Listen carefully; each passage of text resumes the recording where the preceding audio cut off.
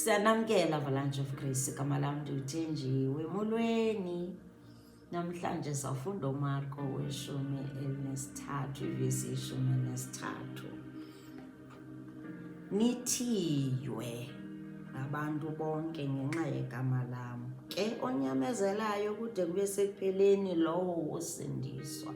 Nasi isithembiso namhlanje sizokhuthaza kwindlela yakho yokholo, yoba xa uthe wanonyamezelo, wanyamezela konke ojongene nako, wanyamezela, uYesu uthi usindiswa, uthi sawusindiswa uYesu.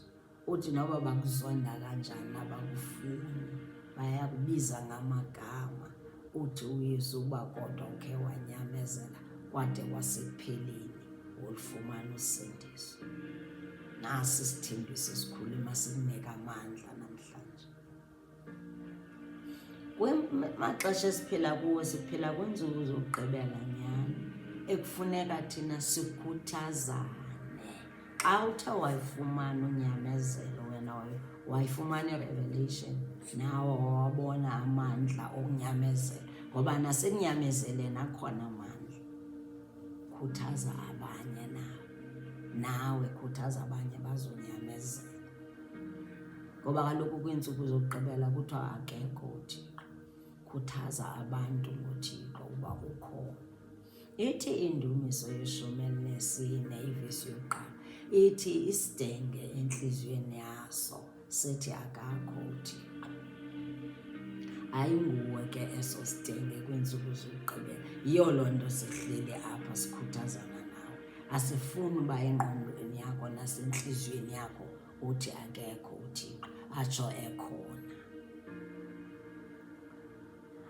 Bhayibhileni ke sinabo abantu esizawuthi sawuva ngabo abanyamezelayo, banyamezela kungelulanga kodwa banyamezela. Bathi bawugqiba balufumana ukusindiswa. Umntu wokuqala sizambalula nguApostle Paul. UApostle Paul wanyamezela ukubethwa, ii-beatings, wanyamezela ukuphoswa ngamatye, wanyamezela ukuphoswa emajele. Indawo yokuqala wathi xa efike ejele ke ngoku wasika wathi wabhala incwadi, wabhala iBhayibhile lena eninzi, New Testament wayibhala uApostle Paul esejele. Andiyazi ijele okuyo, kodwa yiloo jele leyo mayikwenze into yoba ukholwe ngakumbi, uxelela abantu ngoYehova uba nandisejele kodwa uyaphila uYehova. Wanyamezela engalali 3 days yonke bese beqaphukelwe ziinqanawa. Wanyamezela apho kwakungelulanga apho, indlala, ukoma. Wanyamezela i-affliction, the thorn, neliva ele lalisemzimbeni lakhe, wanyamezela the thorn in the flesh. Apostle Paul nyamezela. Andiyazi leya namhlanje uYehova afuna ukhuthaze kulo eli lizwi lize kum nawe, lize kuthi, lithi njena masijonge umzekelo wethu onguApostle Paul. Omnye owanyamezelayo wesibini nguMoses. uMoses wakhetha ukuba makahambe ayokhulula amaSirayeli ebukhubukeni. amaSirayeli ayebotshelelwe for 430 years. Wanyamezela uMoses ethunywa nguYehova. Wakhetha ukuba anyamezele, amamele uYehova, anyamezele yiyo yonke into amaSirayeli ayenza phezu kwentloko yakhe. Athi yena ebamela kuYehova, bona babe bephezu kwakhe, bemlwisa. Kodwa endiyithandayo ngayo uMoses, zange azixelele into ukuthi ithi ndiyokonwaba eYiputa. Wayenoyokonwaba kaloku eYiputa, wakhulele eYiputa, ezaa riches zaseYiputa zakhe wayemele ukuthi nje uyawazihlalela nje kamnandi lapha nee-pleasures zaseyibhuda.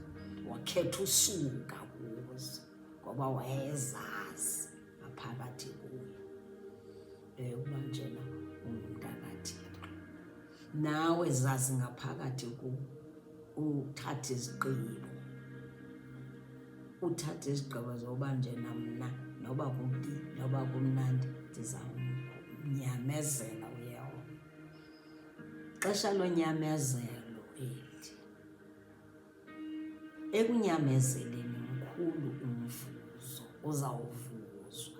Njengoba sisitsho nje isibalo esithi njena baza kuzonda, bakubize ngamagama, bakubethe, bakuthuke, kodwa nyamezelo uzawufumana usindiso. Abanye singababalula abantu abanyamezelayo nguDaniel nabahlobo bakhe uShadrach noMeshach noAbednego. Daniel ngomnye wabo, latshintsha kaloku amagama abo. Babe bancinci kodwa banyamezela.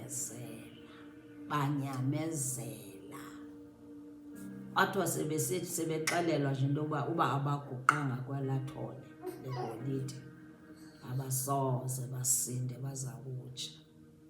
Bathi noba kwabaswa umlilo, waphindaphindwa kazixhenxe, kwaza kwatsha naba bantu, abantu bakaThixo babekuthiwe mababathathe babaphose eziko, batsha. Kodwa bona uShadrach noMeshach noAbednego zange batshe. Nyamezela, zange bona batshe ngoba bavela batsho. Bathi thina sizuguqa kwithole legolide, thina siyamazi uThixo wethu thina. Andazi le ekufuneka unyamezele, kodwa le imeseji ize kuwe eyokuba nyamezela noba kukweyiphi na into. Unyamezela uzawuvuzwa, mkhulu umvuzo ekunyamezeleni. Enkosi kakhulu. God bless you. Jesus loves you too much. Jesus cares for you. Ufuna uba ekugqibeleni akusindise.